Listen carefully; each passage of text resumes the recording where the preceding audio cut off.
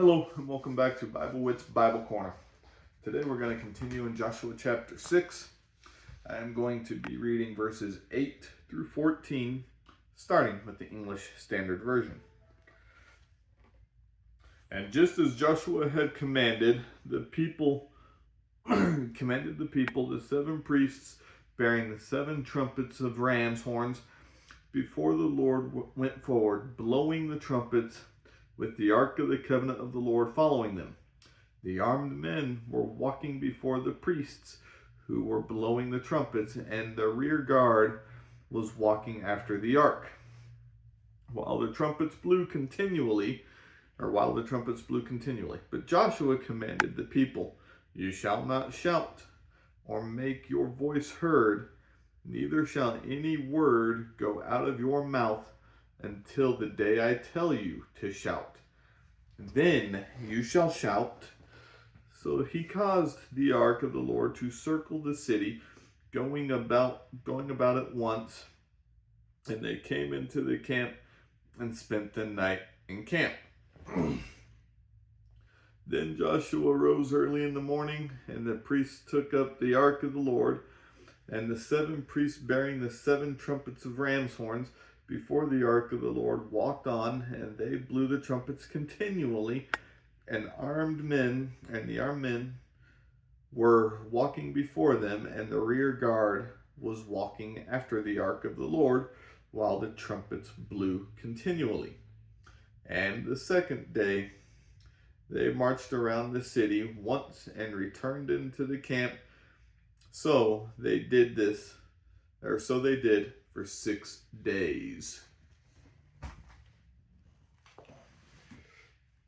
New Century Version. While Joshua finished speaking to the people, the 7 priests began marching before the Lord. They carried the 7 trumpets and blew them as they marched. The priests carrying the Ark of the Agreement with the Lord followed them. Soldiers with weapons marched in front of the priests, and armed men walked behind the ark. The priests were blowing their trumpets, but Joshua had told the people not to give a war cry. He said, "Do not shout, don't shout, don't say a word until the day I tell you. Then shout." So Joshua had the ark of the Lord carried around the city one time. Then they went back to camp for the night. Early the next morning, Joshua got up, and the priests carried the ark of the Lord again. The 7 priests carried the 7 trumpets and marched in front of the ark of the Lord, blowing their trumpets. Soldiers with weapons marched in front of them, and other soldiers walked behind the ark of the Lord. All this time, the priests were blowing their trumpets. So on the second day, they marched around the city one time and then went back to camp. They did this every day for 6 days.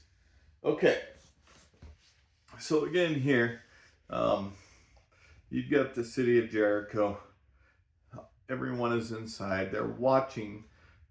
Probably some of them are watching from the tops of these city walls to see what the Israelites are going to do.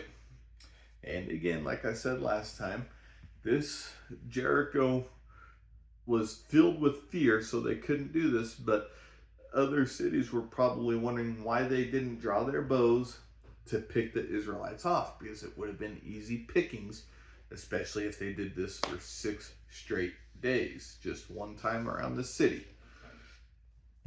Now, it could also be possible that Jericho was wondering if they were possibly looking for ways or weaknesses in the walls to get in, or what have you.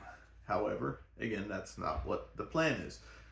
We saw the plan in the previous 7 verses. God was going to cause the walls to collapse just by sheer shouting. At least that's what the people of Jericho would have seen. Just sheer shouting caused the walls to fall. But it's actually God that caused the walls to fall. Now, walking around this city, I don't know how long it took. Obviously, they had plenty of time to do it. to go around once and then go back to camp and rest for the night.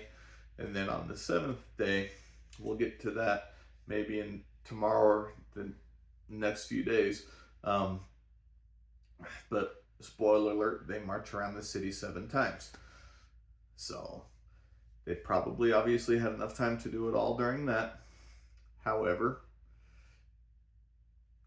the what I back to my point. Walking around that entire city without saying a word, being completely quiet. I'm a quiet person. I consider myself a shy person. Even I would have a hard time with that. I would want to look at something and say, hey, that's a cool looking rock right there, or something like that. Israel completely obeyed God in this. So, how can we completely obey God in, let's use this analogy, our walk around Jericho? What will it take for us to completely obey God? So think about that question. I hope you find encouragement in this, and I hope you have a wonderful, God-centered day. Bye.